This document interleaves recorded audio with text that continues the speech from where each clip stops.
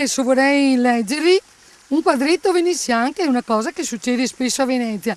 Succede anche adesso, ma magari con un po' di patema d'animo, meno di allora, perché una volta noi avevamo un cava e un metti, cioè anche tre, una addosso, una in fosso e una per quando che secca addosso. Ecco, quella era tutta, non ci serviva tutti questi armadi grandi che abbiamo adesso, però succedeva così, quadretto veneziano.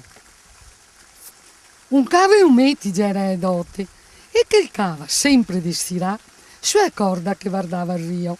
Un giorno, stanca di tignir su e a tutto piccà, e a gansa è stretta, e Josinda, tutte e strasse, un vero ben di Dio. Spariva coi ore al primo appuntamento di che apputa in cocaia che guardava dal balcone, somare, sul ponte, in traversa e savate, con tutto il corpo e sigava ciappè, per carità!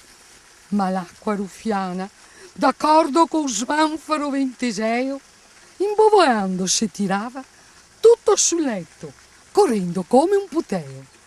E barche, i gai e i paine, faceva i gatte morte, e i muri del rio sotto i mustacci rideva.